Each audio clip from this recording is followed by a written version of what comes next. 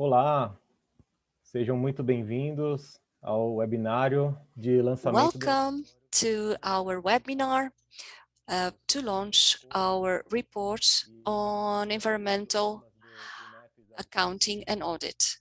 I'm Matheus Couto. I'm the representative of UNAP WCMC, and it's a pleasure to be here to launch this report where the economic and environmental accounts and all the reports on biodiversity, sustainability. It is, I hope you are all healthy and safe. Today's event, we will have 3 parts, an opening table with 3 talks, and then 2 presentations about the topics related to our webinar and a Q&A session. This event is being recorded and will be available in YouTube for consultation later on. It is being translated into English and Spanish in addition to Portuguese language. Today, most of our presentations will be in Portuguese and one of them in English. I hope you can use a simultaneous translation that we are offering through Zoom. There is a toolbar in the inferior part of the screen and an icon where you can choose the language of your or your preferred language. This event is promoted by UNAP in collaboration with the WCMC, the World Conservation Center. We are collaborating with the Court of Audit of the Union of Brazil and also collaboration of GIZ from Germany. This event is in collaboration with GZ and support of the Ministry for Collaboration and Economic Development of the Republic of Germany. So we have more than 100 participants. So it is a great pleasure and joy to start this opening table. Today, during the presentations, it is possible for the participants to pose questions and comments. There are 2 options to do so.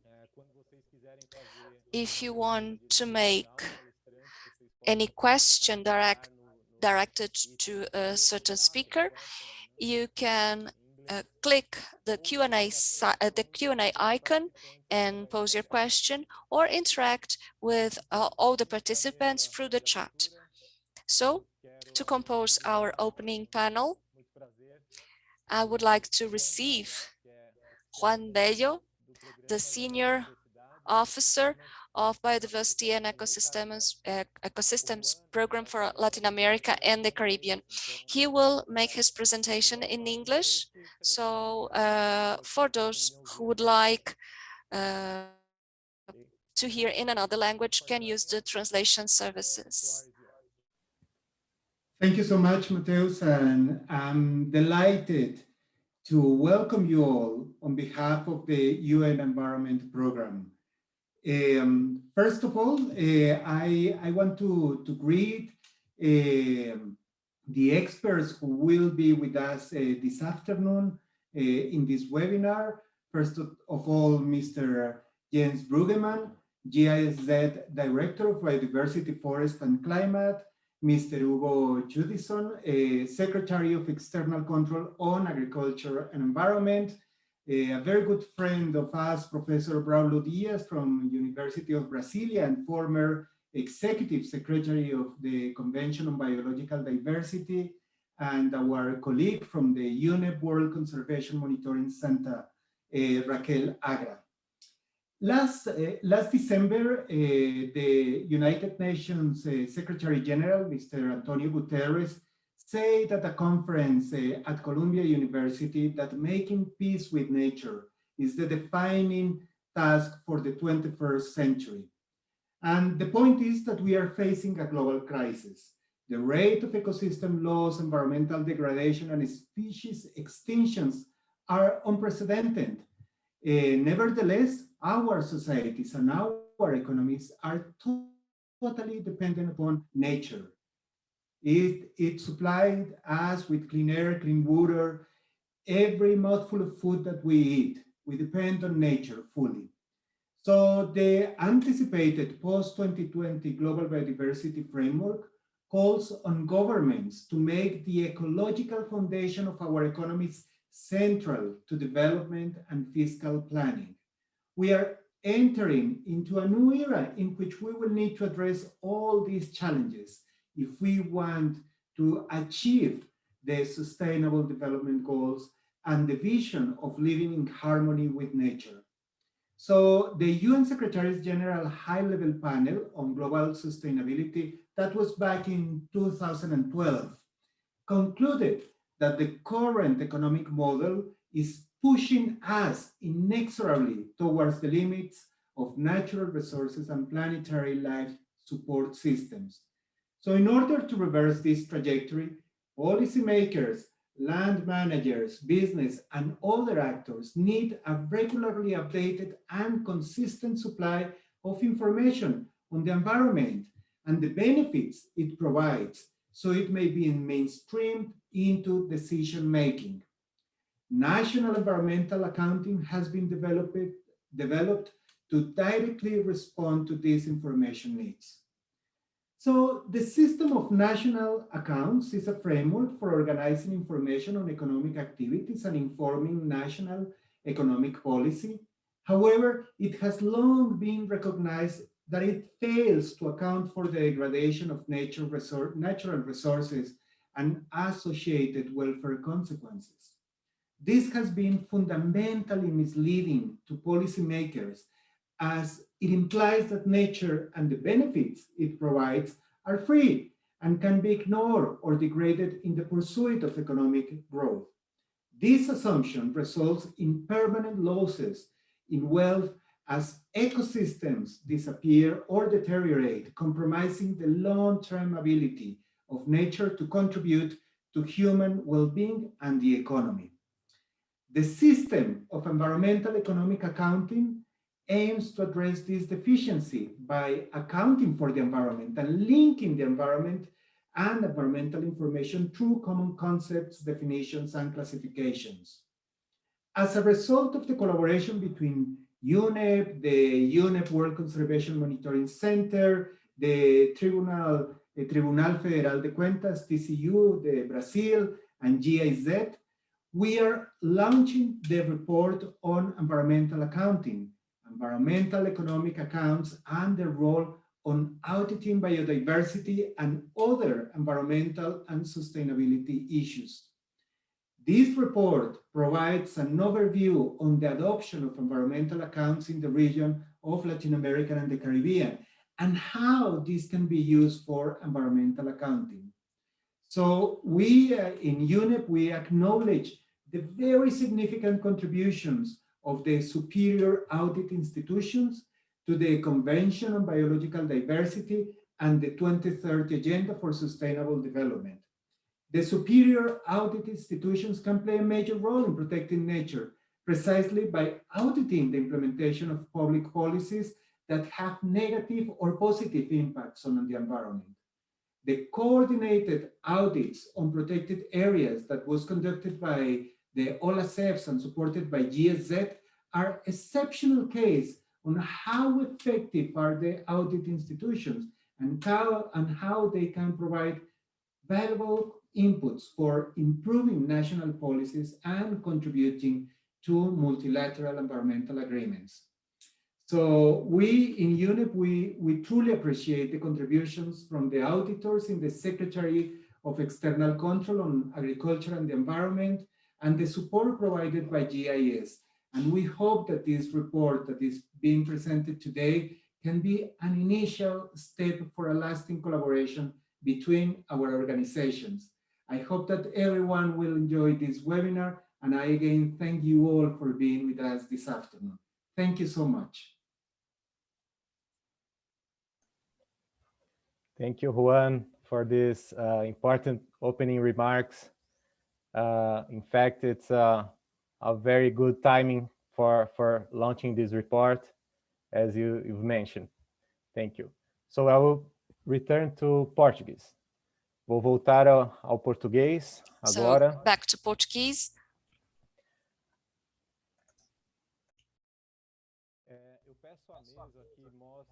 I will ask the panel to show the slide in Spanish. We noticed on how explaining how to choose the language. We noticed that some people were not able to select the language. Is it possible, Augusto, to help us with that?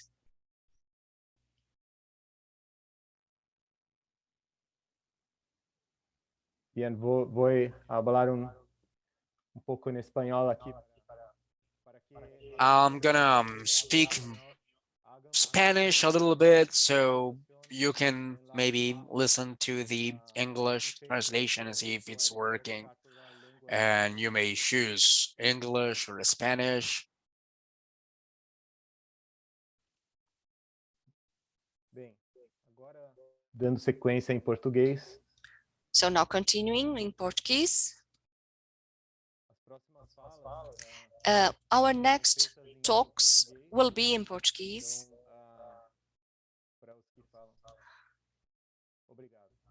Thank you. Thank you, Augusto. So for those speaking Portuguese, you can click interpretation and just leave it off because all the talks will be in Portuguese. And I hope that you are succeeding in receiving the translation into Spanish and English.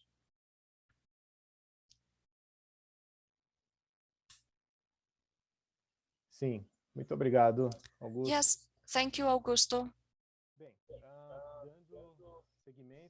So continuing with our opening panel, it is a great joy to invite our Secretary for Steno Control of Agriculture and Environment of the Court of Audit of the Union of Brazil, Mr. Hugo Judson. Good afternoon, Mateus. Good afternoon, everyone. It's a pleasure to be here on behalf of the Court of Audit of the Union. I believe that the key word, Mateus, is collaboration.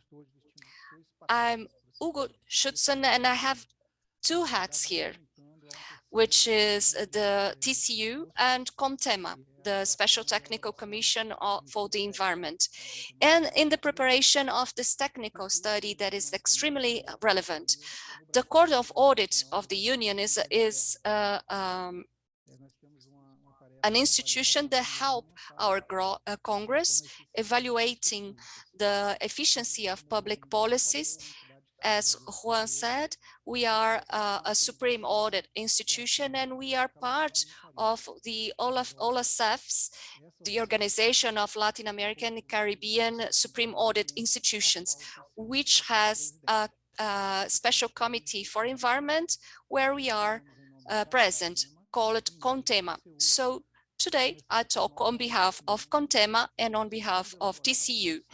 And first of all, we would like to thank this report of this study carried out by UNAP WCMC that counted with the collaboration of Germany through GIZ. I also thank the participants, Mateus, Juan, Jens Grubman, Raquel Agua, and Braulio Diaz.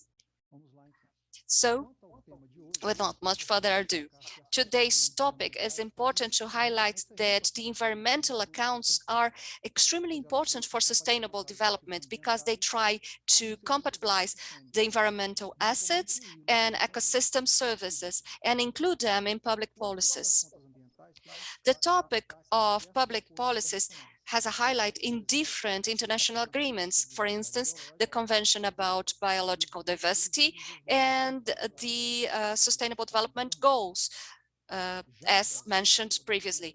In Brazil, we can mention an act published in 2017 that established the internal green product, or the gross green product, that is calculated by IBGE, the Brazilian Statistic Institution. Environmental accounts are still not that much evaluated by controllers, but I would like to bring a recent experience that approaches that, which is an auditing in protected areas, a work carried out by TCU in the sphere of Contema, with 17 countries in Latin America and the Caribbean, in addition to Portugal and Spain. The executive summary will be launched soon, and I know that many of those watching us took part in this work, and I thank you all. So in the context of today's event, the study launched by PNUMA contributes for the control institutions, so they can, in future works, address this issue and its relevance for public policies. As such, as said by Juan and Mateus, this will be in 3 languages to be available for accountants and controllers in different parts of the world. As president of Contema, it's important to highlight that we recognize the strategic relevance of alliances as this one with UNEP, and also the results achieved with the German cooperation implemented by GIZ. So, going to the end of my brief talk, I would like to give some highlights. First, environment is recognized as environmental heritage and should be well managed, not only by state, but also the society. Point 2, we are viewing a paradigm shift as AIs understand the environment as an asset and a resource with a value that can be quantified and appreciated. And this context will provide a more integrated policies and more integrated execution of these policies in special in cross-sectional topics as environment. And to finish my talk, I would like to thank the effort of all of those who believed that the word cooperation brings important results. Actually, we used to say together we are stronger, but I would like to say together we are better.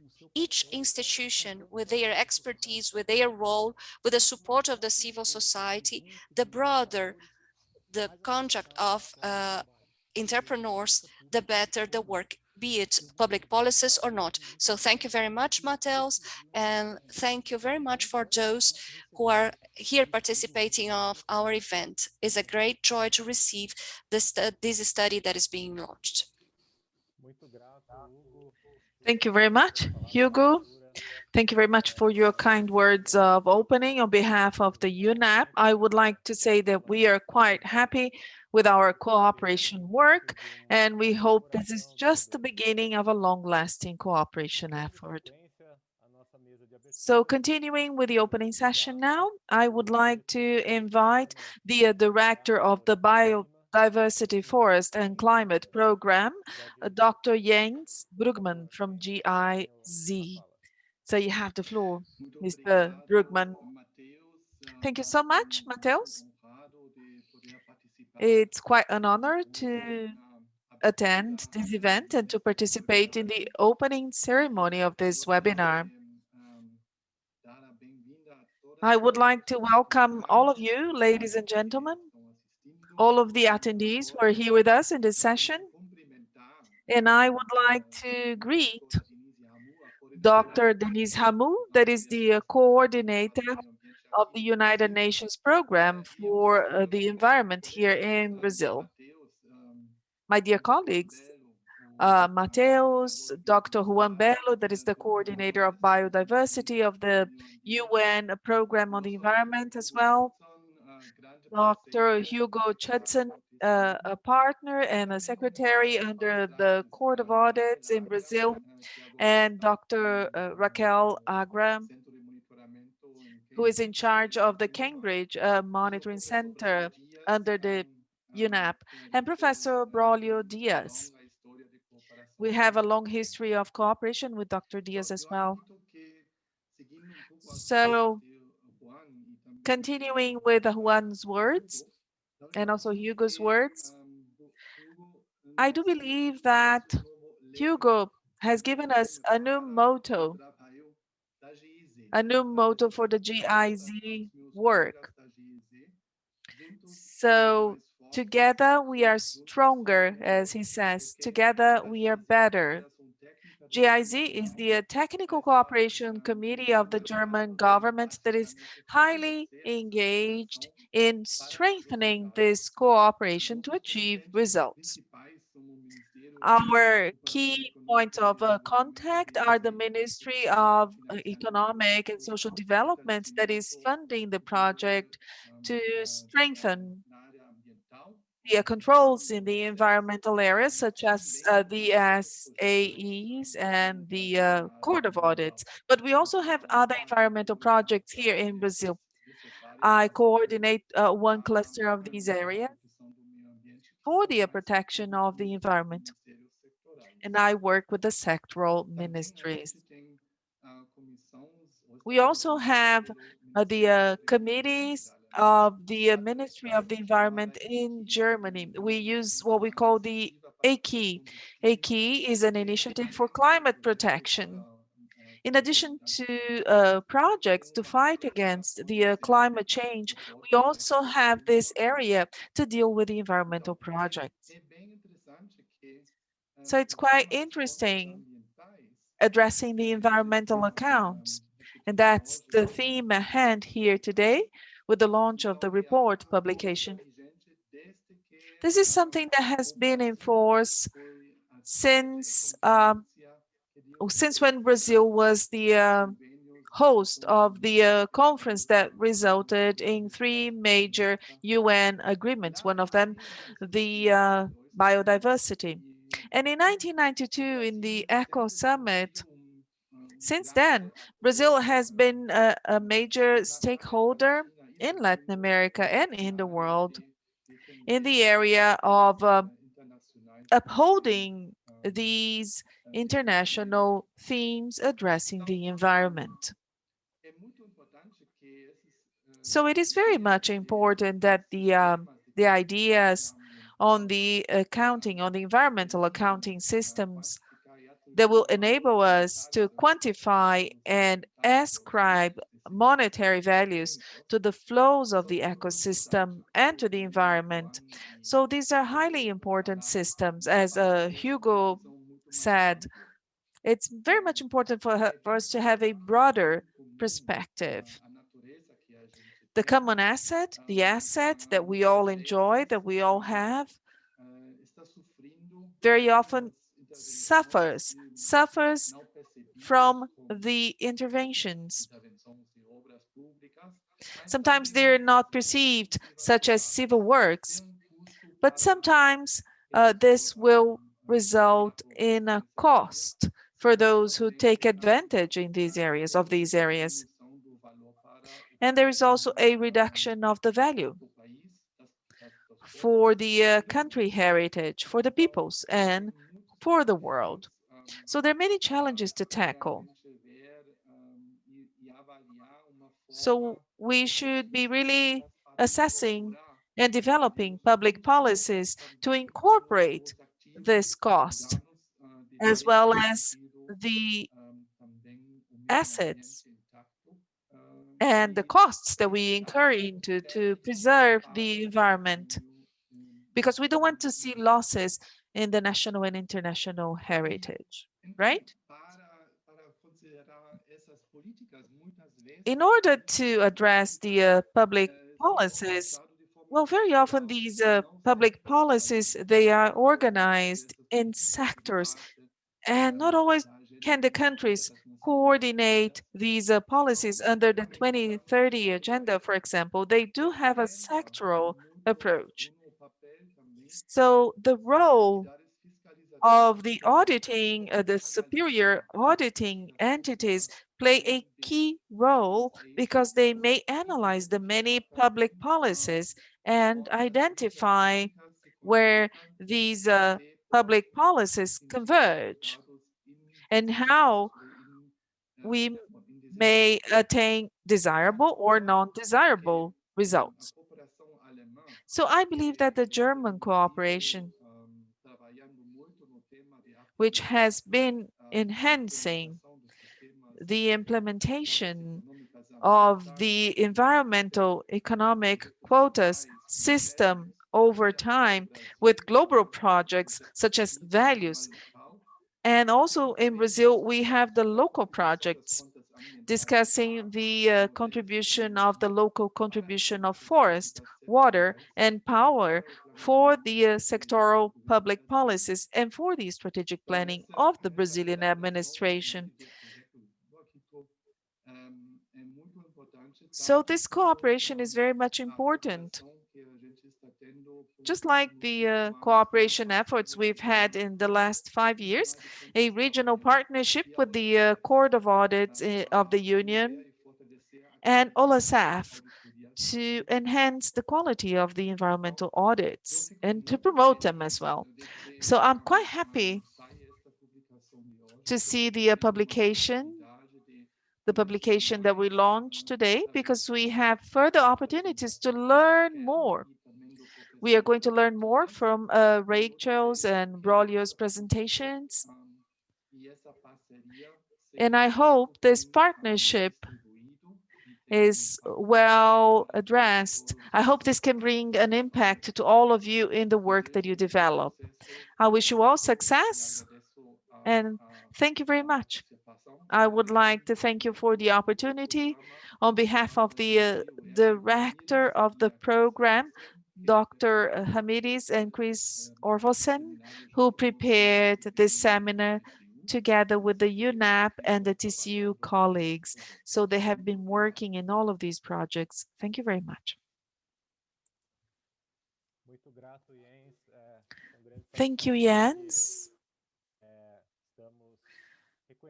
It's a great satisfaction to be able to acknowledge the fundamental support from GIZ, the German Cooperation Agency. We are very much grateful for your support that enabled this study, the issuing of the report. We do hope that this is just the beginning of a long-lasting cooperation effort addressing this sector, addressing this area. Now, the next speaker in our panel will begin with the presentations on the report by Dr. Raquel Agra and then Professor Braulio Diaz. We are going to listen about the implementation of accounts and other topics related to biodiversity. I would like to remind you all that right now you may ask your questions. You may use the Zoom tool. So in the bottom bar of your chat box, you have 2 ways to interact. And we are going to be answering some of the questions during the discussion panel after the presentations. And depending on the number of questions, well, the other questions that are not answered, we are going to reply to you in written, okay, in the chat box.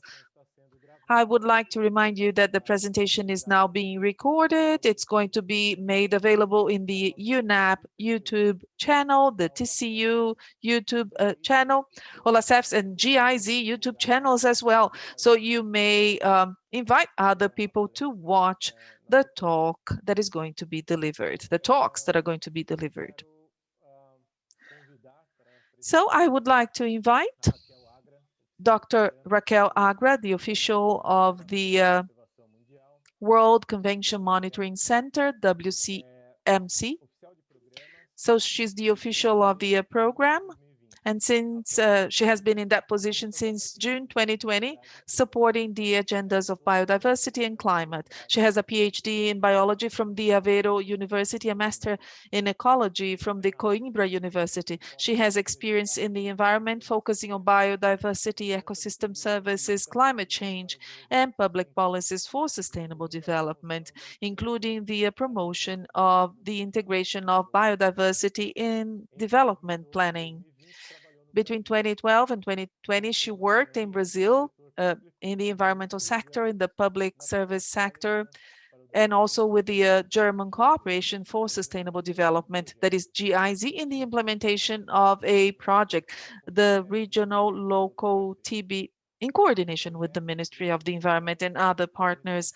This project was in charge of coordinating the various components to integrate biodiversity in the public and private decision-making processes, including the support to IBGE, ANA, the agencies, and other agencies in developing the environmental accounting system according to the international statistical parameters and standards. So, Rachel, you have 35 minutes for your presentation. Welcome. Thank you, Mateus, and good afternoon, ladies and gentlemen.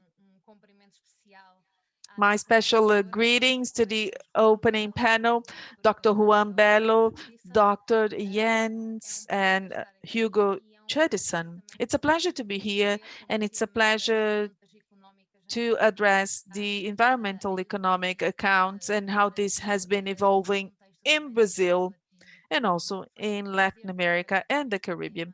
It was a pleasure working with this topic in partnership with the Ministry of the Environment and also with the Brazilian Institute of Statistics and Geography and the National Agency of Waters and other partners in the local regional project that we devised.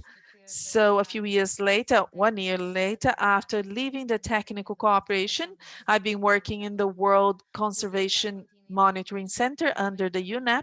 It's a pleasure to be able to continue to work in this topic and to share the important unfoldings that we've had.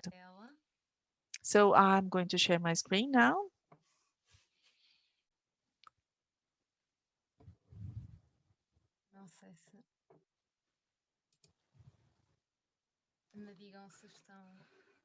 Can you see my screen?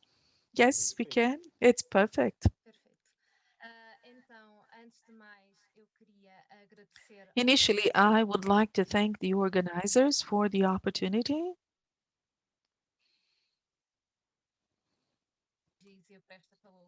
I'm sorry, Mrs. Agra is cutting. Well, we have here the cooperation team, and it happened in a very short period of time, so it was a challenge for us. I would like to highlight that this was a work that was done by me and by Mr. Stephen King, Mateus Couto, Mr. Fossi, and Mr. Casola as well from the WCMC, the Monitoring Center and Preservation of Biodiversity Center. I would like to thank Chris, Marcio Salva from the UNEP, and Adriano Judas from the Court of Audits of the Union. And on behalf of them, I would like to thank the TCU team for their availability and for their support in developing this work. So I'm going to introduce the report. I'm going to talk about the environmental program and the environmental economic accounts. I'm going to discuss the concepts and the methodologies associated to the environmental aspect, the progress in Latin America and the Caribbean region for the generation of the environmental economic accounts, and they have to be included in the public policies. And I'm going to talk about the potential of use in environmental audits as well. The societies, they depend on the environment and on the natural resources. So nature, by means of its ecosystems, provides a whole set of assets and goods. They're called ecosystem services. We have the regulation of climate, the regulation of climate events, the diseases. Nature provides food and raw materials and water, and all of the nature contributions, they really help to support the economy, the economic entities, and the human well-being as well. Some information was taken from the report of the World Economic Forum using the intergovernment platform on ecosystem services, showing the strong interdependence between economy and the human well-being, which are related to biodiversity and ecosystem services. 75% of the key agricultural crops account for 1/3 of the global production of foodstuffs, and they depend on the pollinizing animals. And we also use this as a fuel to meet the needs of primary energy. So there has been an exponential increase in the use of natural resources and the degradation of ecosystems, be it because of exploration or any kind of impact, is today one of the key challenges of humankind and of the societies. The recent report of the Biodiversity Economics that was launched early this year in 2021 really reinforces this idea that had been discussed in the past by other reports. For example, the report made by the MIT on the limits of growth, also the Rome report. So we had this idea on the economic growth that really affects the natural regenerative processes. So it affects the basis of the human society to which economics belongs. So we have the risk of the extinction of 1 million species, 178 million of hectares of forest that were lost in the last 30 years, an area that is the same size of Libya, and more than 85% of humid zones and swamps that were lost. This has consequence for the economy and for people. The well-being of 3.2 billion people has been affected by environmental degradation. There is a loss of ecosystem services accounting for 10% of the global annual GDP and more than $1 trillion of dollars in losses per year that was estimated, which is associated to pandemics and emerging zoonoses. Just to give you a very contemporary example, because of the impacts that will incur into because of the pandemic. Social and environmental impacts brought by the COVID-19. So we acknowledge this situation, and this was mentioned by Mr. Bello. It results from the political efforts, from the financial sector, from the civil society, and from the international cooperation efforts as well. So we do acknowledge this interdependence, so we need to address the environmental degradation. The pyramid that you see here has the grouping of the SDGs, and this is addressed by a report that Mr. Bello mentioned by the UNEP, published early this year, addressing making peace with nature. And the pyramid shows how the environment is important for the social and economic development. And the SDGs, they are truly associated to nature, number 14 and 15. So all of the SDGs are associated to production, consumption, and well-being. In the same report, we see that the loss of biodiversity and ecosystem service increased pollution and are responsible for committing 80% of achieving the SDGs. So to revert this trajectory, one of the pathways is giving to policymakers, companies, and other stakeholders access to consistent information about environment and benefits of nature to economy and human well-being. So these efforts can be included in decision making, because what is not favorable has great chances of being not valued.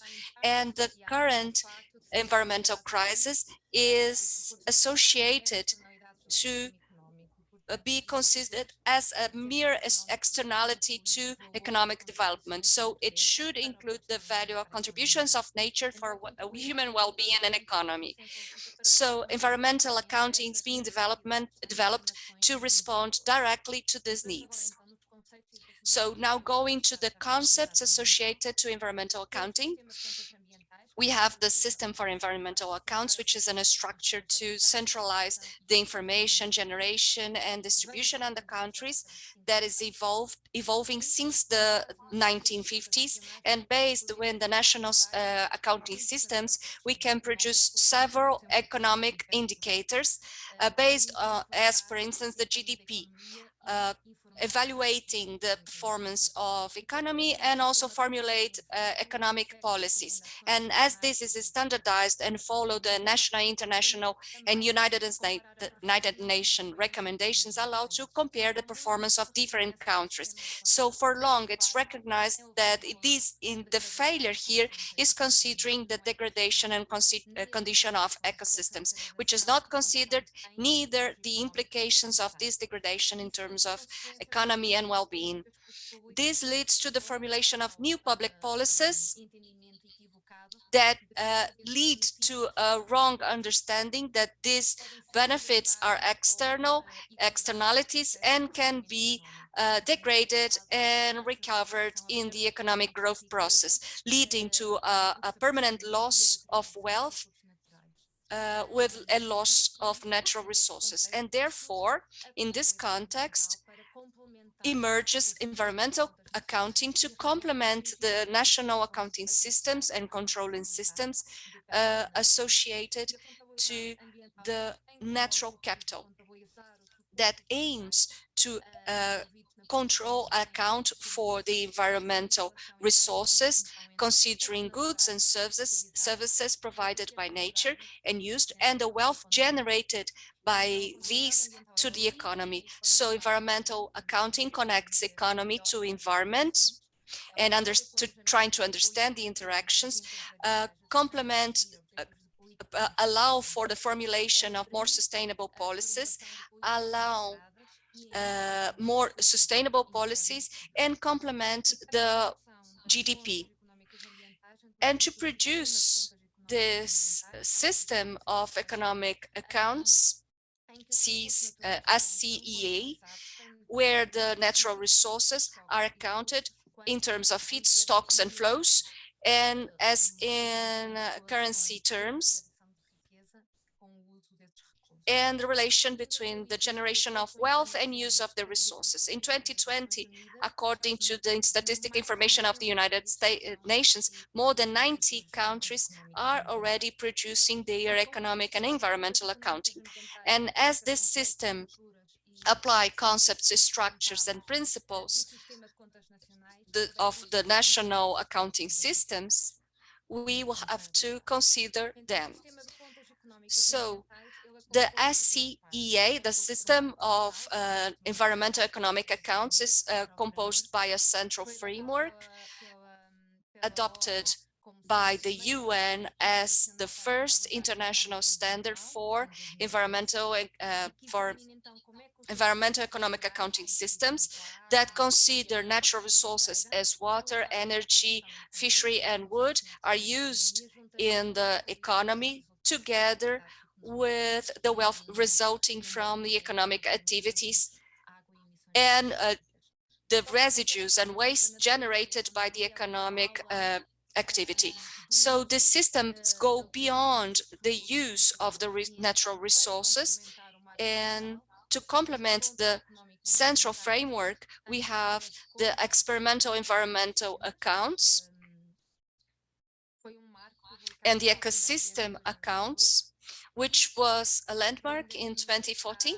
And surprisingly, less than 1 month ago, in March 5th, 2021, the Statistics Commission of United Nations approved the ecosystem accounts as also an international statistics standard. And from now, this is also recognized as a central framework,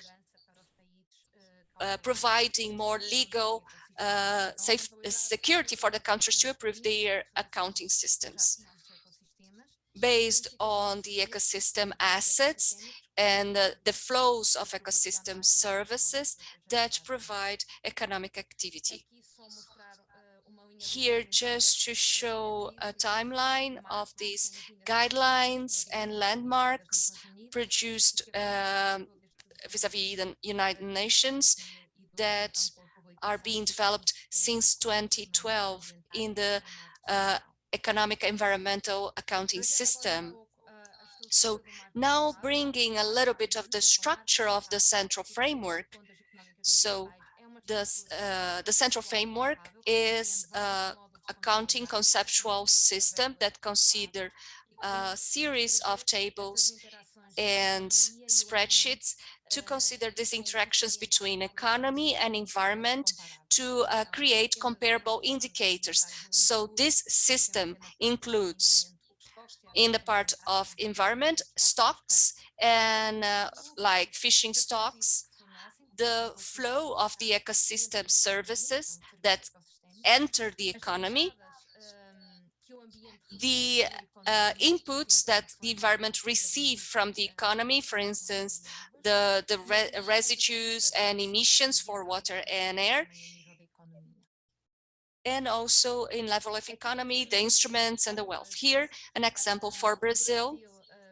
Brazil published for the first time their economic environmental accounts in 2018, which is a landmark, with the results of the accounts for the period 2013-17.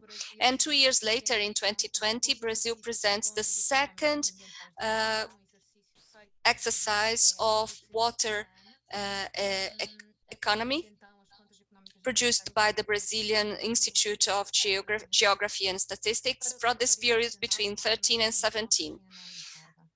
With regionalized information. And here we have a scheme with information of the water flows.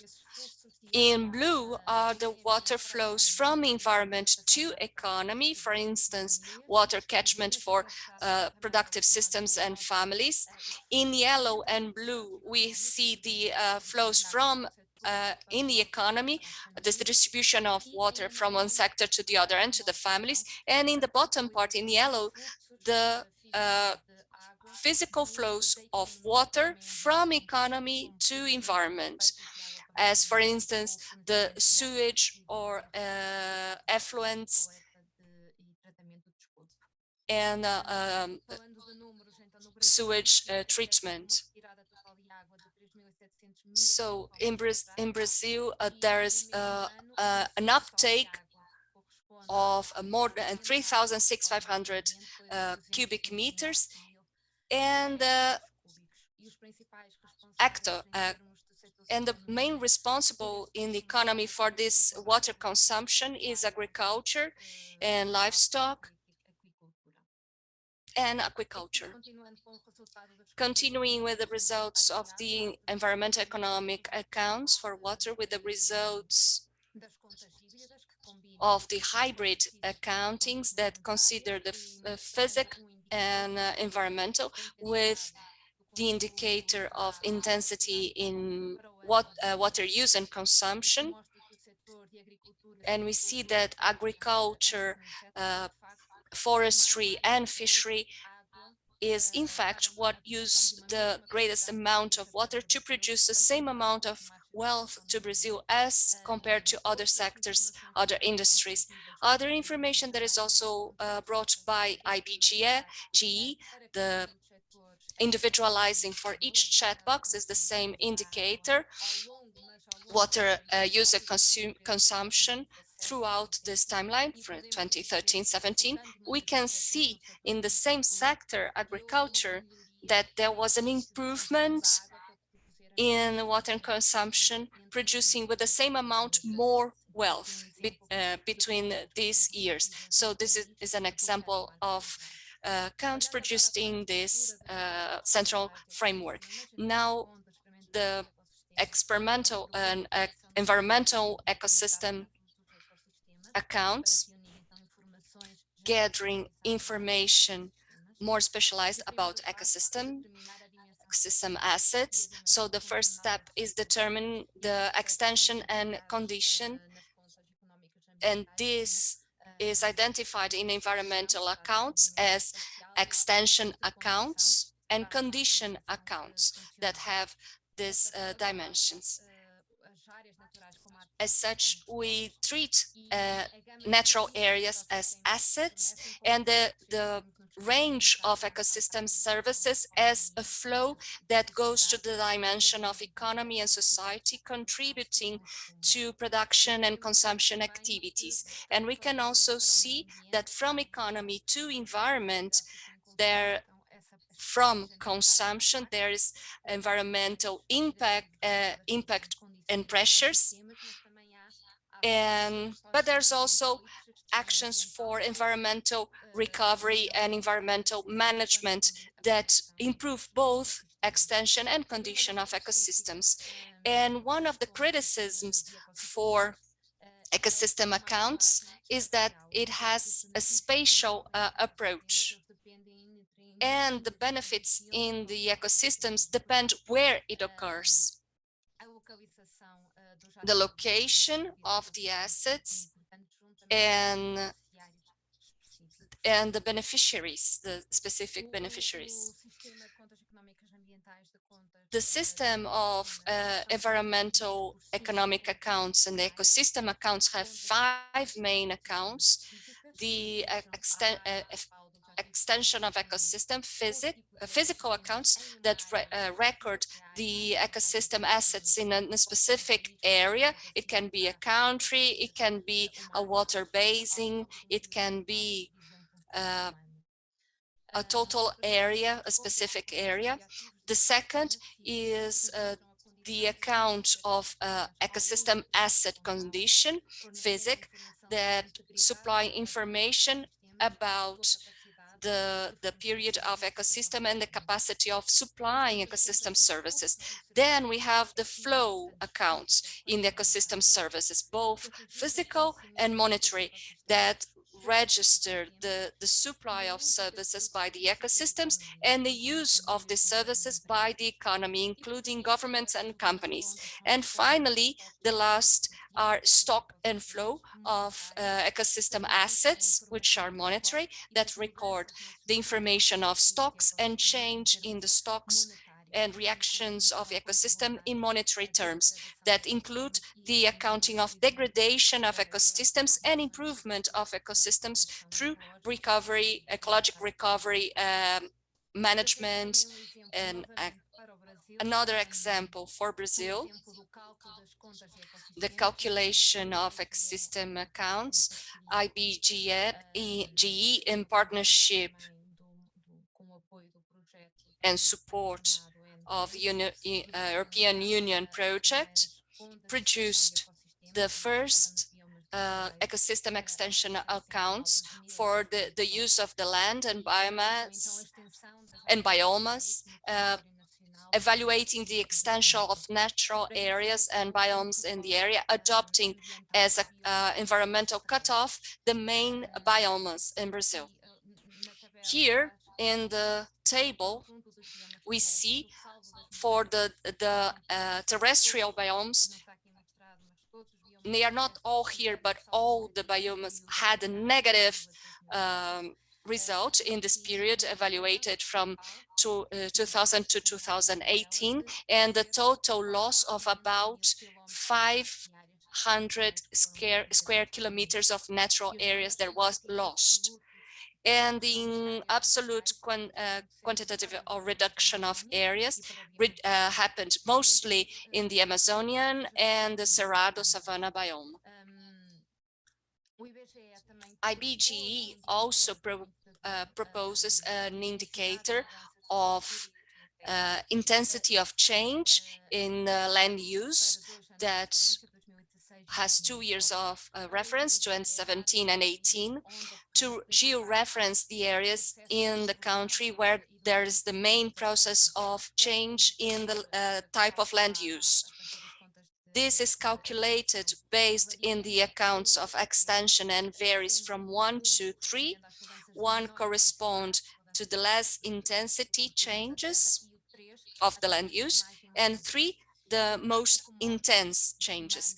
And this chart, summing all the different contributions on the different changes, we see that between 2016 and 18, we had 88 million square kilometers of change in the land, in the use of land in Brazil. considering the bars in dark orange that correspond the intensity 3, we can see it correspond to areas of forests or natural fields that were transformed in anthropic areas. So, for instance, the use of livestock in almost all this area in the country.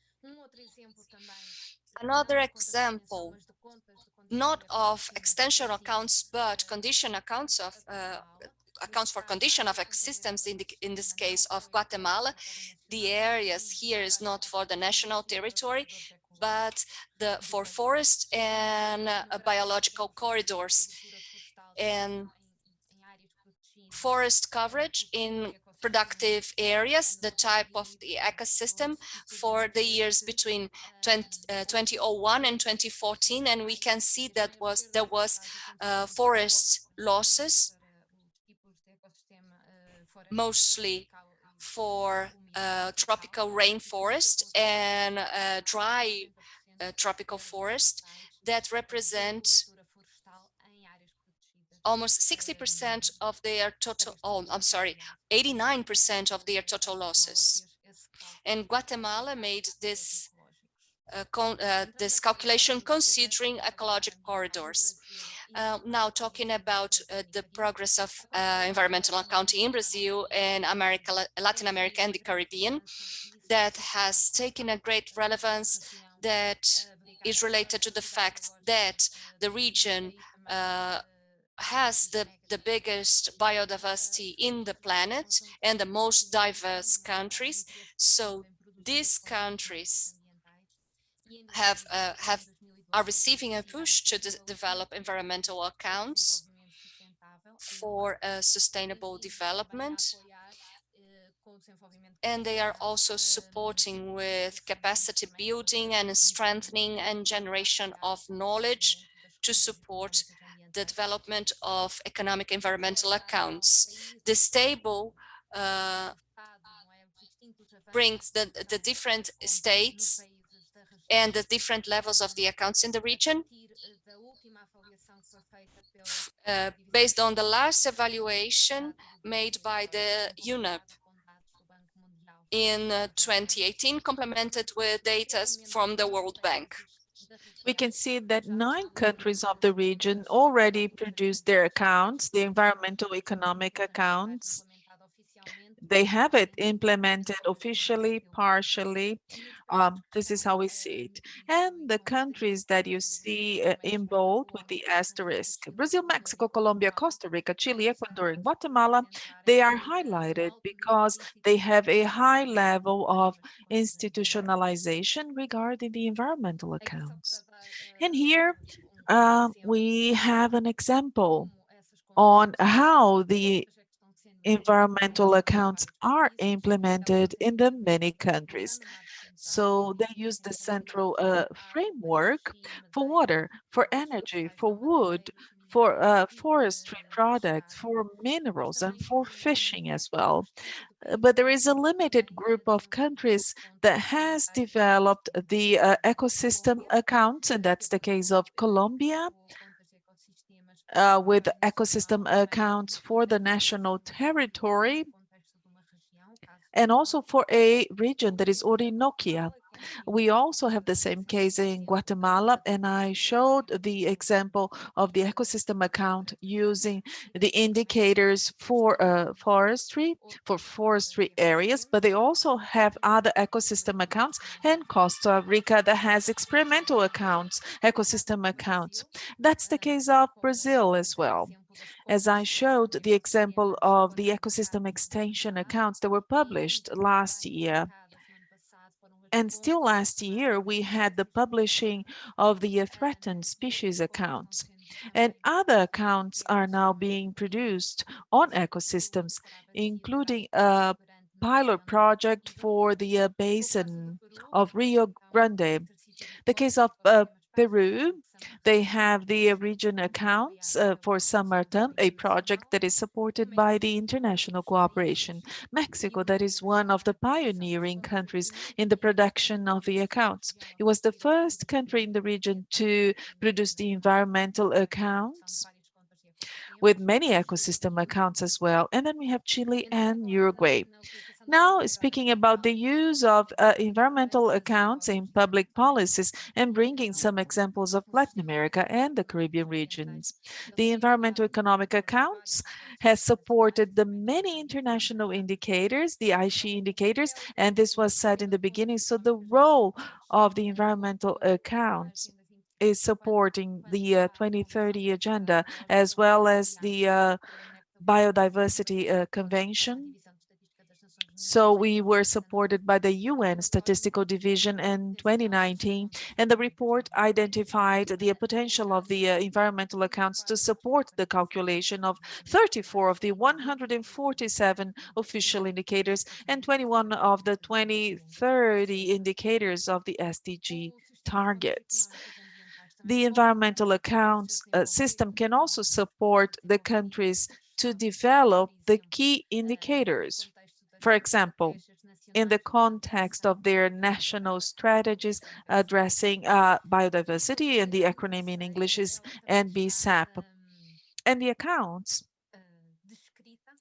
are also described both in the 2030 agenda and in the ISHE targets, in which they acknowledge the importance of the environmental economic accounts as a tool to integrate biodiversity and the ecosystems in the national planning processes.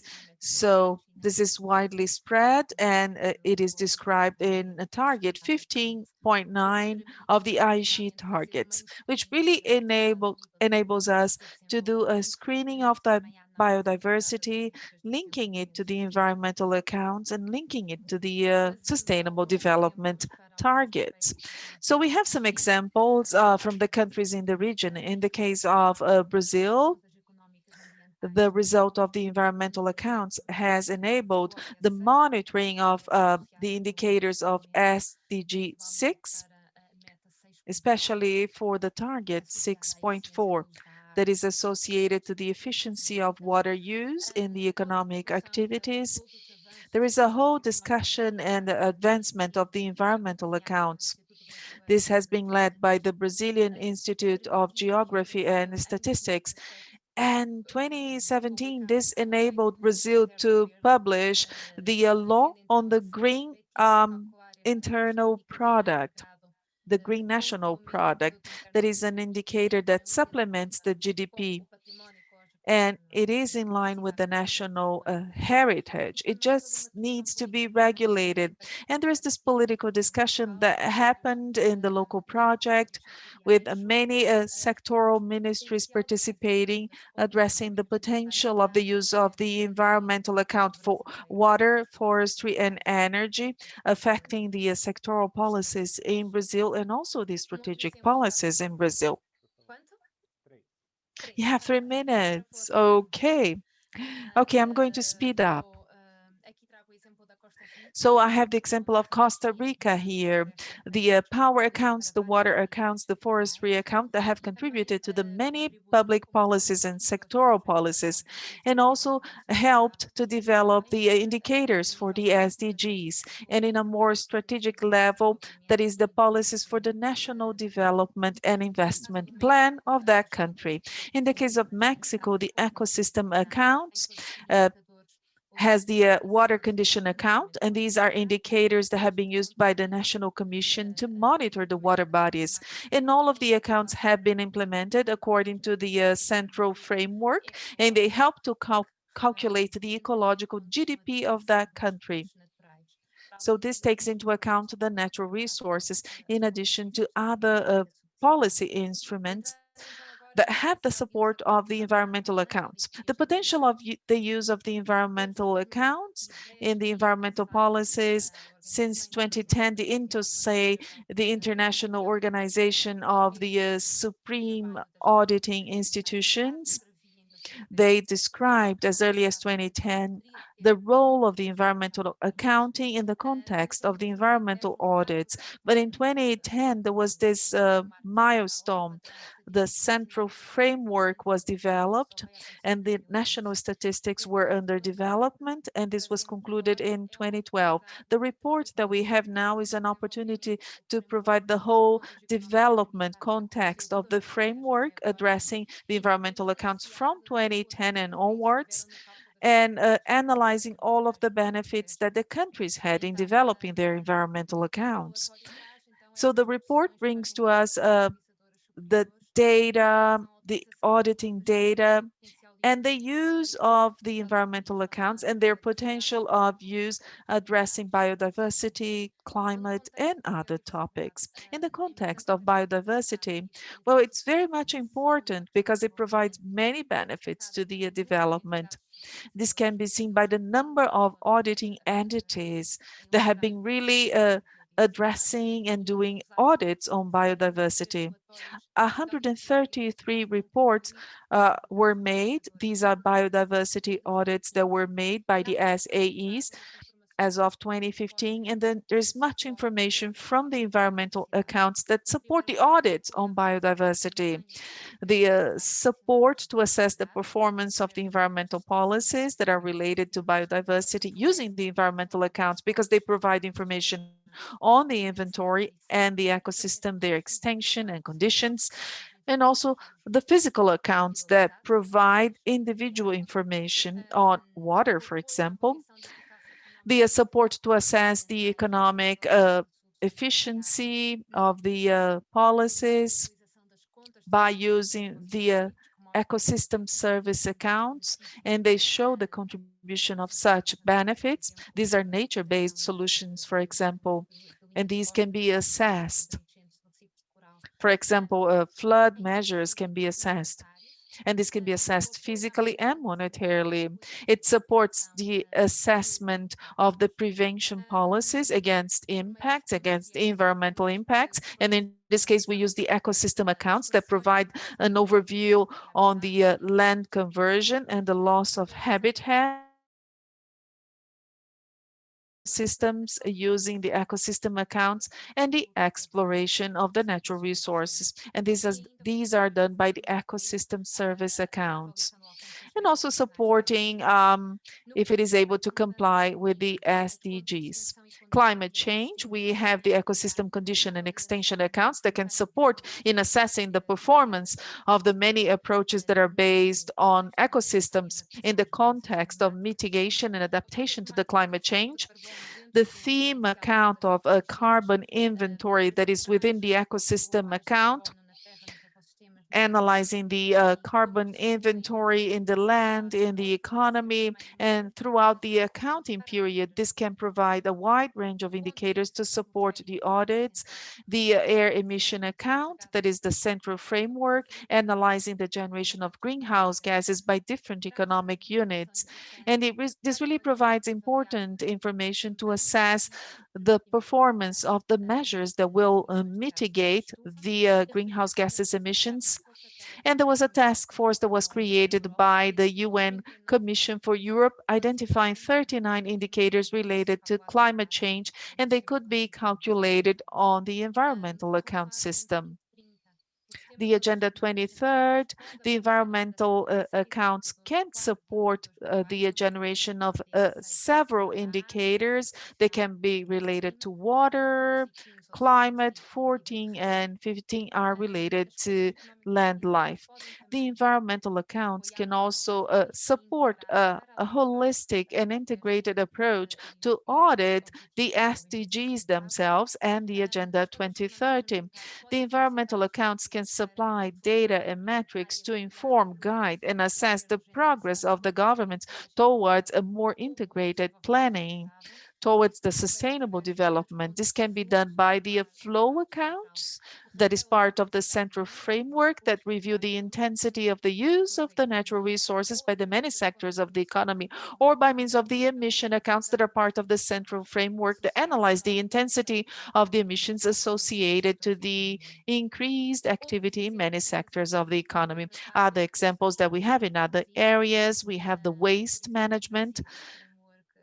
For example, the subsystem of the environmental accounts for energy that provides a physical table of the solid waste that is produced by origin and type, energy efficiency, renewable energy, bringing in this case indicators to support the calculation of the indicators associated to SDG 7.2.1 in this case, the use of land and practices of land management under the environmental perspective. This can be analyzed by the ecosystem accounts, and this enables us to relate the change of use and the impact on the extension and condition of the ecosystems, and also the impact on the whole set of services provided by the ecosystem, among other examples. For example, the reduction of risk of disasters by means of the ecosystem service accounts. There's a whole framework to integrate the regulation services that may contribute for reducing the disaster risks. For example, controlling floods and the extension and condition of ecosystem accounts that can help us to track the trends of ecological integrity, providing a perspective on the risks to surpass the inflection points in the environment. The implementation of the multilateral agreements addressing biological diversity, the Agenda 2030, fighting against climate change, and also the Climate Change Convention. We also take into account the residual waters with the possibility of contributing for monitoring SDG number 6 in this case. And I would like to close speaking on how the SAIs can be a lever to develop the environmental economic accounts in the many countries. So there is a strong cooperation potential, saying again cooperation, so there is this strong potential to cooperate. It's fertile ground for the SAIs to cooperate with the account producing institutions. In this case, they're the national statistical institutes, or perhaps the central banks in some other countries, or the sectoral banks. There is vast technical experience that the SAIs hold in many areas of the environmental auditing, so they may influence and support the development of the indicators for the accounts.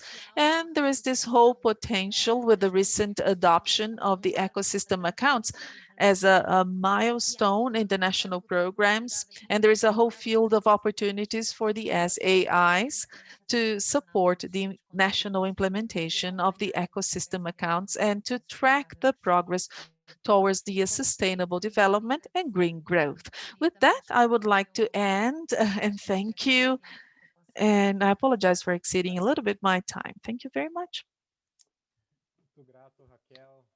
Thank you, Raquel. It is really a topic that requires time to be explained, right? So I would like to say to you that we are grateful to you for presenting the report. We are recording the presentation. The presentation will be available in the future through the UNAP YouTube channel, as well as OLACEFS and GIZ YouTube channels. So I would like to invite you all. Well, we have been interacting through the Q&A icon that you can see on your screen. So we have been answering some of the questions. In the Q&A session, we are going to select some of the questions to discuss some of the items here. Unfortunately, it's not going to be able to answer all of the questions, but we are sorting through and answering some of them in written form. I would like to thank Marcio and Adriano. They have answered some of them. Very well, continuing now, I would like to invite Professor Braulio Diaz. He is a PhD in zoology at the Edinburgh University. He's an associate professor of the ecology department at the University of Brasilia. He oversees postgraduate students, and he does research on biogeography, ecology of fire, ecology of insects, and policies for the conservation of biodiversity, the conservation of the Cerrado, and the interface science politics. He has had many positions within the Brazilian administration government, director of the IBAMA Research Center from 1991 to 1993, director of biodiversity conservation up until 2010, and the National Secretary of Biodiversity and Forest between 2010 and 2012. Both were under the Ministry of the Environment. He was the executive secretary of the UN Convention on Biological Diversity from 2012 to 2017, and he played a fundamental role in promoting the implementation of the Strategic Plan for Biodiversity 2011-2020. In 2018, he was awarded with the Prize of Biodiversity from the Ministry of the Environment. Braulio, thank you so much for accepting our invitation. You have the floor. Mr. Diaz, on to you. You have from 20 to 25 minutes, and thank you so much. Thank you, Mateus. Good afternoon, everyone. It's a pleasure to be able to participate in this event, to take part in this event. And I'm going to be discussing here the relevance of the environmental accounts and the work of the auditing institutions. So let me see if I can upload my presentation now.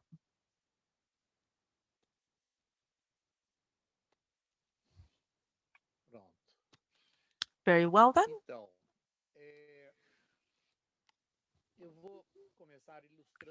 So I'll begin by quickly showing to you the history of three major countries, China, the US, and Brazil,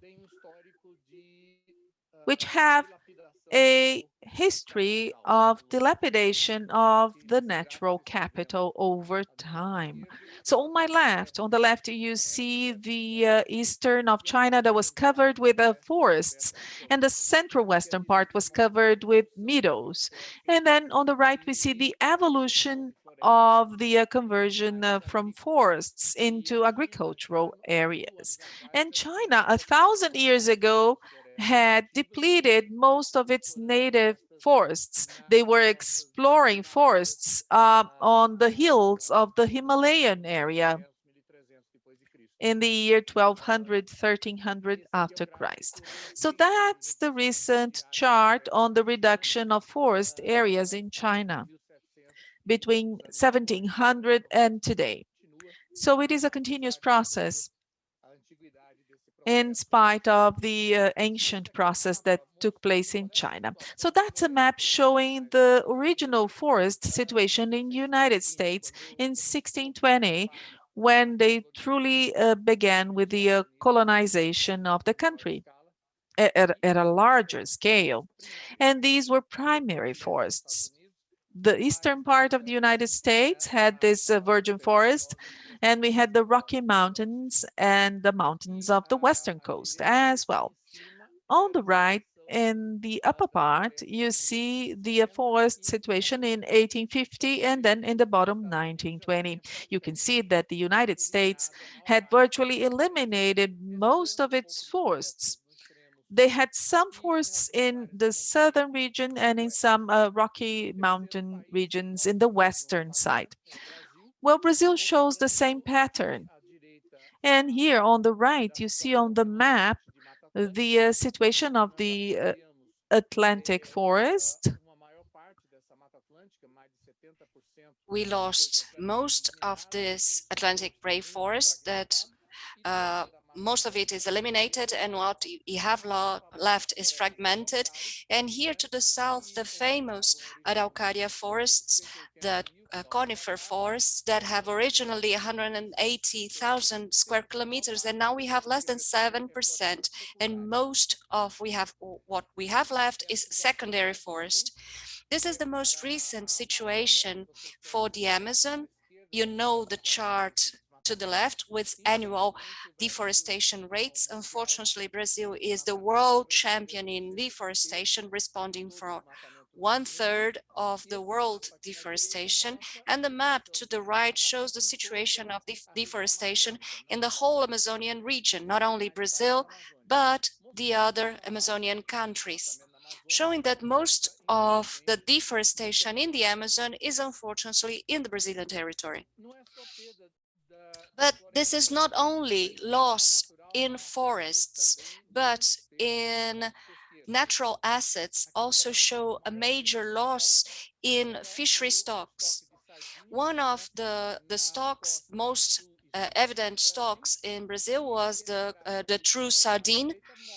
And the chart to the right shows that the current catchment of sardine in Brazil is less than 1/4 to the catches of the 70s. This due to the overfishing, the excess of fishing that does not allow time for the renewal of the fish stocks. Recognizing this phenomenon, we have a growth of extinctions in the world, especially in ocean islands so far. And here to the right, we have a chart showing the rate in a red list in ocean islands, and some groups as cicads are in a major threat, and in recent years, associated to the global warmth, a huge number of corals are also under a threat of extinction, are threatened species. The consequence in this loss of biodiversity, I would like to give another example about the ecosystem services related to pollination. Some years ago, Brazil published, led by the Brazilian Platform of Biodiversity and Ecosystem Services, and the network of studies about plant-pollinator interaction, a national report about pollination in Brazilian agriculture. And here we see the different groups of organisms that promote pollination in Brazilian agriculture, showing that bees respond to the vast majority of the pollination in Brazilian agriculture, almost 80%. But we also have bats, colibris or hummingbirds, flies, beetles, butterflies, other groups that are also relevant in pollination. This chart to the left shows that 1/3 of the Brazilian crops depend fully on animal pollination. If there's no animal pollination, there's no fruit production. 1/4 of Brazilian crops are highly dependent. So if there's no pollination, they have less fruits, small fruits, and sometimes deformed fruits. This proves the level of dependence. And here, the major contribution of bees. This is the map showing Brazilian locations with studies about pollination. Fortunately, we have a lot of studies on pollination being conducted in Brazil, and thanks to these studies that have been increasing in the last few years, you can see in this a bar chart to the left the number of studies about pollination in Brazil, and the chart to the right shows that this evaluation calculates that animal pollination contributes to 43 billion reals per year of benefits to Brazilian agricultures. So highly significant the contribution of these services of zoophilia. But when there is an excess of pesticides and implements, we lose pollinators, agricultural production decreases, and this is a threat to the food safety for our population. This trend to destruction of nature and natural assets is being very well documented in recent years. Here we have two classic books by Jared Diamond. First, Guns, Germs, and Steel, and the subtitle, The Fate of Human Societies, and the other, Collapse, and how societies, human societies, choose to fail or survive. So, showing that the collapse of many of the human societies in the past was due to their bad choices in the management of their natural assets. This is a chart I like a lot, showing the problem that we have. We have a youth that is concerned with environmental problems, illustrated by this lady to the left here, calling the attention to the major environmental problems. But a lot of people denying science or saying that God will save us all, or other, that, well, we're all gonna die anyway, so why bother? And also, I would like to call the attention that these problems were well studied, and the origin of the run out of natural resources is called as tragedy of the commons. In a classical article by Garrett Harding, an article, a paper published in 1968 in Science magazine. And in the year 2009, Elinor Ostrom was awarded as with a Nobel Prize of Economy, talking about how to avoid the tragedy of commons. And the solution is relatively simple. The hard part is executing it. Solution is a good governance. We need to promote and help the implementation of good governance in every country, in every region, about their natural resources, their natural assets, on behalf of the collective interest. And I also like very much the Steve Pinker book published in 2018, translated in the same year to Portuguese, the new illustration, and I call in the defense of reason, science, and humanism. Unfortunately, this is not what we see in the management of pandemics currently in Brazil. What Steve Pinker draws our attention to is that thanks to the improvement of population education, advancements in science and technology, advancements in the governance systems with more democracy and better communication with a free press. But what we have is that, well, we have important improvements in different aspects, including in the environmental, but this is not uniform in all the countries in the world, but these improvements are possible. But he draws our attention that these improvements don't come out of nothing. They happen because there's a good governance, good use of science, and better education of the population, advancements in science, and etc. The book in English is Enlightenment Now.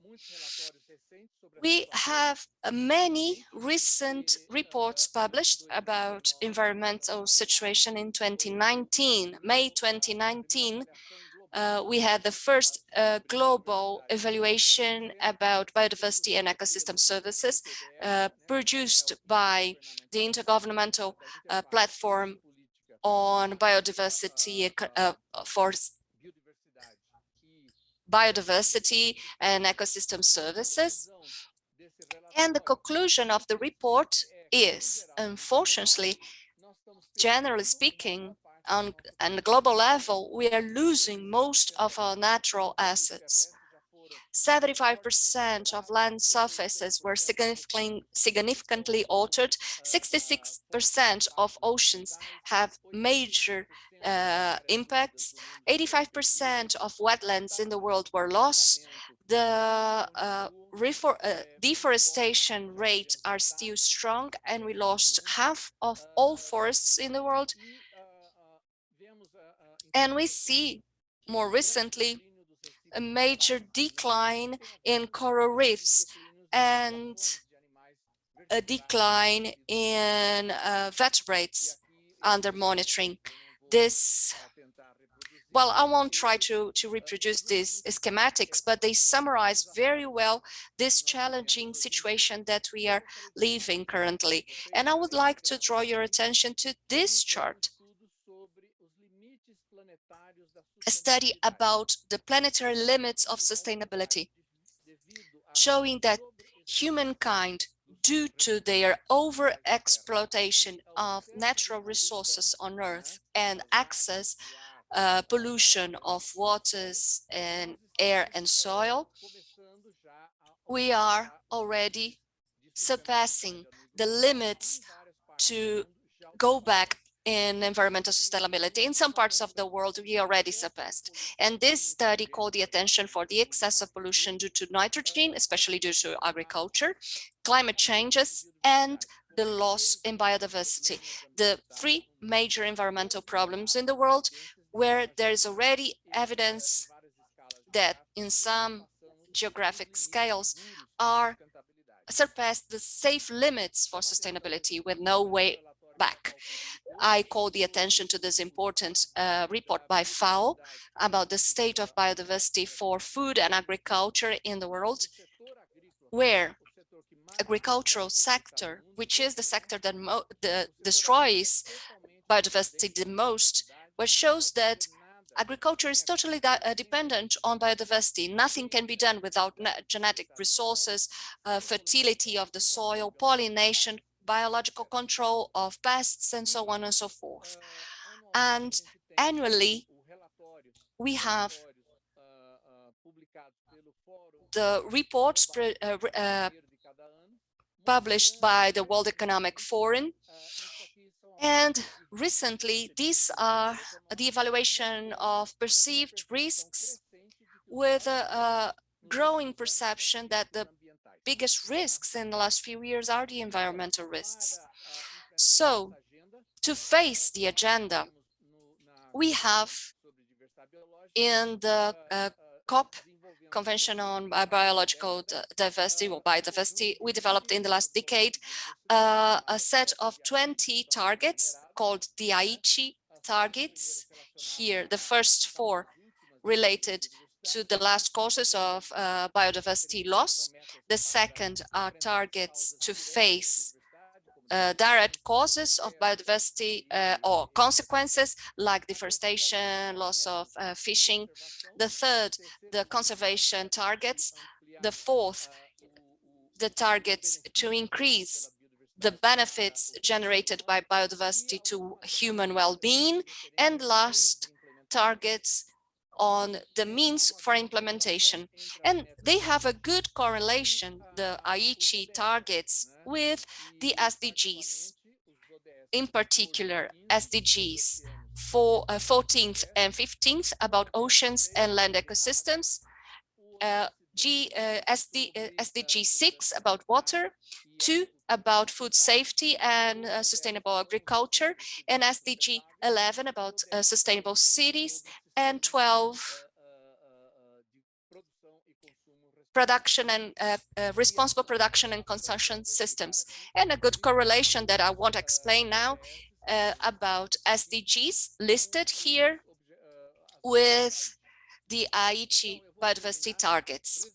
And I conclude by summarizing an evaluation on the implementation of the 20 Aichi targets in the last decade, remembering that now we are negotiating the new strategy for biodiversity with updated targets that will start to be implemented as of next year after the approval in COP15. These are the reports of the Global Biodiversity Outlook 5,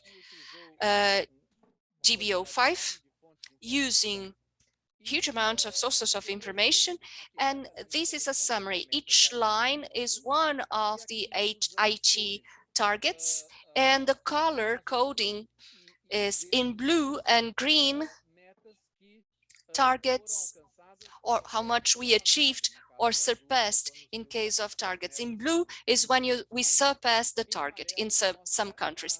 In yellow, which is the most of the countries, we have some important advancements, but it was not enough to achieve the target. And red, targets that didn't present significant advancements.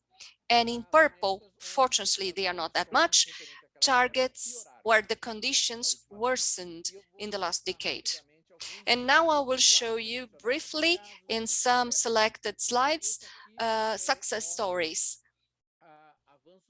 Here we have advancements on target 2, Aichi target 2, the increase of countries that incorporated biodiversity values in their national accounting systems, exactly according to the methodology that Raquel just presented. So significant increase, which was very good. And here the situation of deforestation in the whole world, showing that this is still a problem to be solved. A general trend for decrease in deforestation in the last 2 decades. Unfortunately, Brazil in the last few years is not in this trend. And here on the top, reforestation. So forest planting in some regions in the world, especially Asia, this is increasing. This is very interesting data, the potential of major marine fisheries, where the establishment of good governance and rules of fishing exploration, the fish stocks are recovering. And here we have the number of ocean islands where the invasive alien species that lead to the extinction of endemic or species were eradicated, almost 70 islands in the last few years, which is also very encouraging. This is the increase on number of protected areas in Brazil. The most vigorous growth was marine protected areas here in blue, with an expressive growth in the last 2 decades. And I finish by calling your attention to success in many projects of conservation in the world that were able to avoid the extinction of species that were in the verge to extinction. 3 to 4 times more species of birds and mammals have their extinction avoided than species that were extinct in the last 2 decades. This for birds and mammals. And I finish with this slide calling the attention to the role of controlling bodies. So all of that works. This is a cycle. First, we need governments, companies, and society to define commitments. These must be formalized as objectives and targets, measurable objectives and targets that are negotiated and formally approved by governments. Then we need to promote the means to implement financial resources, capacity building, training, technology transfer, and then we need public policies to facilitate them, enabling public policies. And then we need to define baselines and indicators to monitor the implementation of each of these goals and targets that were agreed upon. And then we need the monitoring of this process with the collection, gathering, and analysis of this information. And here, environmental accounts are one of the best tools. And finally, we have the role of organizations as the auditing institutions that have to evaluate the compliance of policies, international policies and commitments, and identify and propose corrections when necessary. This is basically what I had to say, and I thank the opportunity. Thank you, Professor Braulio, for your presentation. Quite enlightening, addressing the current status of biodiversity in the many countries, and especially the importance of measuring that for decision making. Continuing with the event, we are going to have a Q&A session now. We selected here some questions for Braulio, Raquel, and the panel to discuss and answer. The first question is, how can biodiversity be contemplated and how can it supplement the audits in protected areas? So Braulio, Raquel, any of you? I may begin answering this one. First, I would like to congratulate the Court of Audits and the auditing institutions in Latin America, in the Caribbean region, in Portugal, and in Spain for analyzing the audit of the effectiveness of the protected areas, because there is no use creating protected areas if there is no budget available, if no technicians are hired, if no management plans are devised, if no inspection mechanisms are established, if there is, for example, no expropriation of the land, if the land is private, for example. Sometimes we have the reserve areas, but nothing is implemented, and that doesn't help. So this kind of audit that was done, that was highly coordinated with several countries using standardized methodologies, that's excellent. It's truly an excellent opportunity for us to check our progress in the implementation of one of the key instruments for the conservation of biodiversity, which is the preserved areas, the conserved areas. There is this working group on environmental audit under INTOSAI, that is the international organization bringing together all of the SAIs. And if you go to their portal, you may see that there was many other audits on environmental topics in several other continents. But we have to prioritize topics like biodiversity. We have to draw the attention of the audit institutions to that and encourage the completion of more coordinated audits. Working with other areas of biodiversity apart from protected areas. Raquel, so the environmental accounts, that was the question. How can the environmental accounts supplement biodiversity? That was the question, Raquel? Okay. So I gave you some examples, and the environmental economic accounts, they give us many opportunities for the environmental audits, be them on biodiversity or on other sustainability topics, because they harmonize data, first off, data from many sources, environmental and economic sources as well. So we follow national standards, standards that are acknowledged by the UN. So the environmental accounts, they bring consistent indicators and they are comparable. So it's important in the sphere of the coordinated audits. These are audits that engage many countries and therefore they can be comparable and they should be comparable. The environmental accounts and the recommendations, they do provide standards. So the environmental account system provides a typology of ecosystems. It's a common ecosystem that is addressed by the countries. It also provides a typology of condition indicators. It provides reference lists for ecosystem services as well. So we have this standardized methodological approach that is very much important in the context of the environmental economic accounts to subsidize the environmental biodiversity audits and also the coordinated audits. As I gave the example before on Guatemala, I think it's interesting to address this example because it focuses on the environmental accounts and they can be applied in different areas of the accounting of the ecosystems. They can be used in the national territory, but they can also be used for the protected areas. Well, the condition of the ecosystem shows the forest loss within the production area. So that's a key indicator. And that's just an example of the type of information on biodiversity that can really subsidize the audits on biodiversity. So Raquel, if you allow me, the question was more about audit, so I was not mentioning the environmental accounts. But I would like to add to what Raquel said. It's important because the environmental accounts, they provide official data of the countries. That's very much important.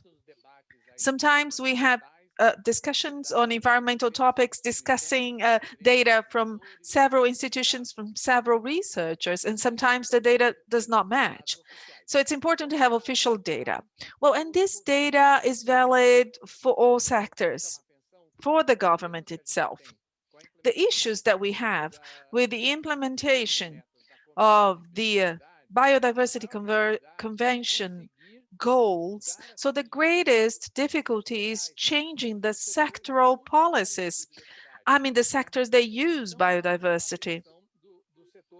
It's not enough to have the environmental sector engaged in each country, because if we are not able to convince the sectors that use biodiversity so that they reduce their consumption and increase their yield to be able to reduce the consumption of biodiversity and reduce their impact on the natural capital and the ecosystem services, we are not going to change the situation.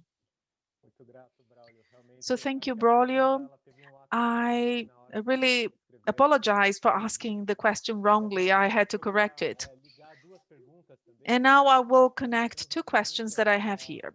We have a question about the scale of the environmental accounts. So the ecosystems, they do not follow borders, right? They have no borders. So is it possible to have environmental accounts that extrapolate national borders? Second question, the accounts, can they be used in a subnational scale or in reserves of the biosphere, for example? And linked to that, and related to what Braulio just said now, the private sector, because the private sector has a coverage that is borderless. So a company can purchase products, for example, cashew from Brazil, and they are located in Peru or Bolivia. So how can the private sector use the environmental accounts to make good decisions? I may begin answering, and let me talk about the spatial approach. So the environmental accounts system provides a structure to help to inform analysis and planning, and it provides data and information at the national scale. So it's prepared for the national territory, but we do have the possibility of scaling it down. So it's possible to bring it to the subnational sphere. There's an example of that in Brazil. Brazil produced its first national accounts for the national territory. And then the second exercise of the environmental accounts was done and published last year, and it was done for the national territory, but there was regionalized information for the major regions in Brazil. And we saw the examples for other countries.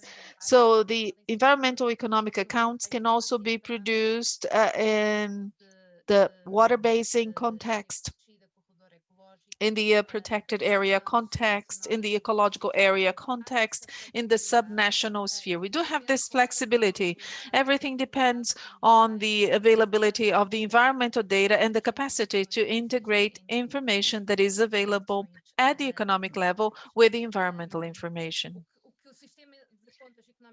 The environmental account system cannot provide details on the benefits of the ecosystems at the local level, because this structure was devised to subsidize national planning.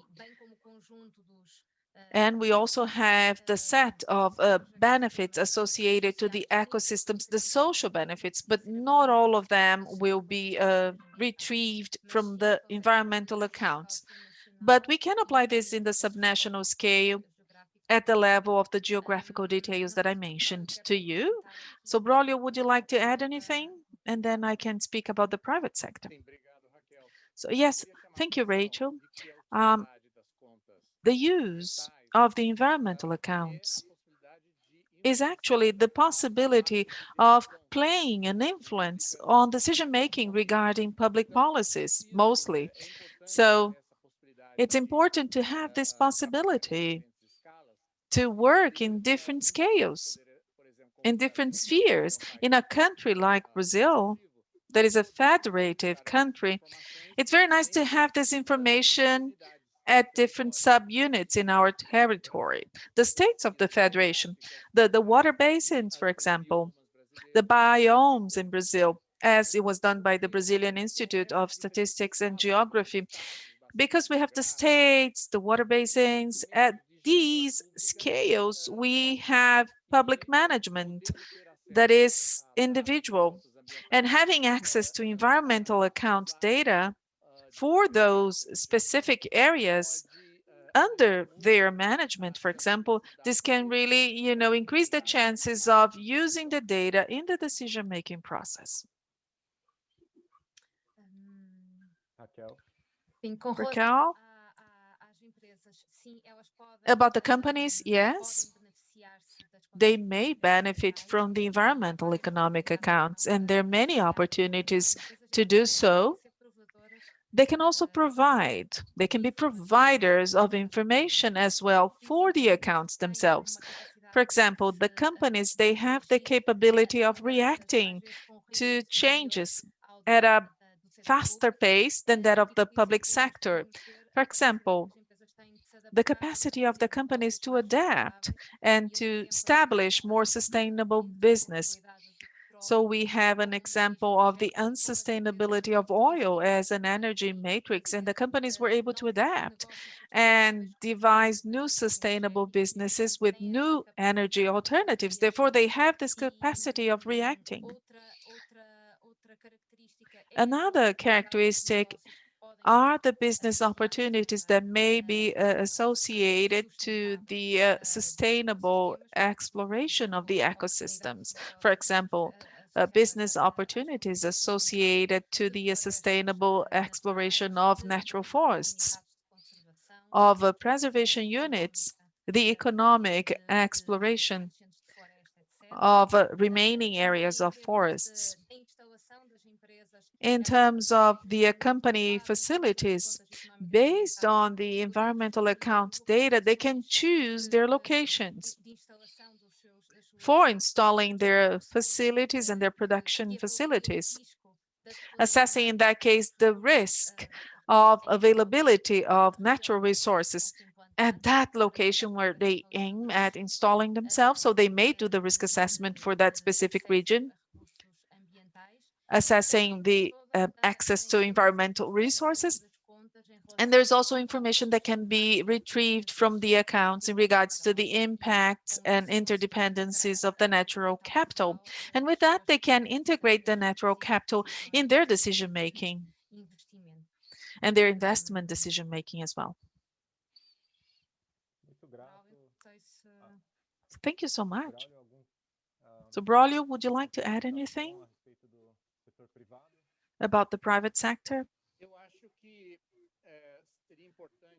Well, it would be nice, to gear some communication efforts so that the private companies can get to know better and make use of the data from the environmental accounts and also the results of the environmental audits that are carried out. So I believe that the companies are under the pressure of the consumers and pressure of the funding agents to become increasingly sustainable. So the information can be quite useful for companies, just like Raquel explained.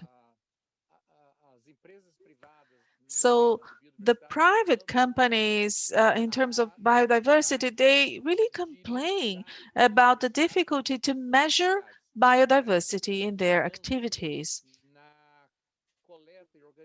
we have to move forward in collecting and organizing information on biodiversity, on the environment, on the ecosystem in a very standardized fashion that will definitely help the companies so that they may better incorporate such information in their actions so that they can really show in their reports that they are truly becoming more sustainable companies.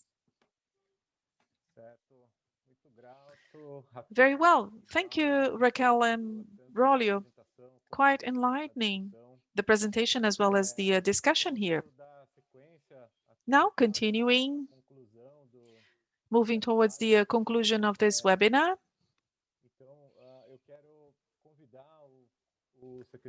I would like to invite Mr. Secretary Hugo Schutzen for his closing remarks. So there's a question here, Hugo, from a representative from FES. Oh, he's asking if the SAIs generate environmental statistical data and baselines. He's talking about the Supreme Audit institutions. Good afternoon. So Mateus, beginning by the question, no, I don't see the SAIs playing this role. The attribution of the Court of Audits is not this one. In Brazil, we do have the institutions that are capable to do that, and they fulfill this role. The control agents are in charge of checking whether the attributions of the many entities are complied with, as they should act. So I cannot specifically answer about the SAIs because there are many SAIs, including from other countries, but in the Brazilian reality, no. The Court of Audits is not in charge of providing opinions about environmental licensing, for example. We do have the federal agency that is IBAMA in Brazil, so we can check the licensing process, but we cannot, have the specific attribution of that agency in the case of Brazil, IBAMA. So, Mateus, there is a quite interesting question that usually the control agencies do. The main asset of an assessment that is made in a control action, the main asset is information, qualified information. So Braulio was speaking about this, and one of the topics that is quite important, and I think it's important to highlight, that is improving the governance. Because all in all, this will enable the agencies to better play their roles, to better fulfill their attributions, which as a last resort will contribute to transparency and accountability. And we in the Brazilian society, we need that as a Lato Sensu society, we need that. So the controlling agency cannot meet all of the demands. That's why we have the social control. That's why we have the partnerships and the possibility of inducing transparency and accountability of the several entities. Raquel was speaking about something that is quite important to us. Well, what is not assessed will not receive its due value. So the environmental accounts is highly important, as we saw, because it provides the appreciation of the public heritage, the public environmental heritage, which is an asset for countries. And it's out there, and it has to be well managed. A final observation that I would like to make to you is about improving communication. And that's a homework that the control agencies have to do. My dear colleagues, that is best communicate what we do. Because by simply improving communication, and it's not that simple, Mateus, this will result in a higher effectiveness of the assessment process. There is no use assessing a control agency. It should not be limited to the management. It has to be shared with the society. But let me make an assessment about the agencies and entities that do that kind of management. As a control agency, we do not receive, a good communication, a good notification on what the managers do, for example. There's much effort underway, but it's not well communicated. As Braulio said earlier, communication is a key point for the control agencies, for the control entities, but also for those who are in charge of the management, because they are in charge of the public policies, and this will eventually improve accountability and transparency regarding the topics. So these were my final words. I deeply thank you. I would like to thank all of those who were engaged in this initiative. It was a successful initiative, in my opinion. It is a partnership that has just been materialized, right? Juan, thank you very much. On behalf of our institution, I would like to thank you as the Secretary of External Control of the Agriculture and of the Environment. These are two areas should be fully aligned in our assessment, but also in our policies. So to some extent, the role of the court is to induce enhancements in public controls. So we should have a better interconnection between such important themes for our society, nationally speaking in Brazil, that is agriculture and the environment. But I also believe this is valid for the international community. At the TCU, at the Court of Audits, well, Brazil is an important player in the environmental scenario, and it's also important for the SAI in Brazil. So we are under the OLACEFS, that is a Latin American organization. We are present in the environmental committee, and we are part of the directing board of the global environmental group, that is the WGEA, that is the representative of the environmental arena under Intosai, bringing together all of the supreme auditing institutions. And Brazil will be leading Intosai as of next year. WGA is such an important area that this is one of the most active in the world. So much is the relevance and so much the need for support and collaboration with information that as we have today with the publishing of this report. So once again, thank you very much for all of those involved. And it is a pleasure to be here on behalf of all my colleagues, auditors that perform their job with the greatest application possible. Thank you very much. Thank you very much, Hugo, for your words. On behalf of UNEP, we are honored with this cooperation and we hope this is a long-standing cooperation. I also would like to extend our thanks to the auditing team in the TCU. It's a very fruitful cooperation. Also extend my gratitude to GIZ. This is an initiative in the sphere of the regional project in the environmental area, a partnership on the German Cooperation for Sustainable Development through GIZ. For the participants and for the panelists, once again, thank you very much for your participation. This webinar was recorded, will be available in UNAP, TCU, OLACEFS, and GIZ websites. And with that, I conclude this webinar. Thank you very much, everyone.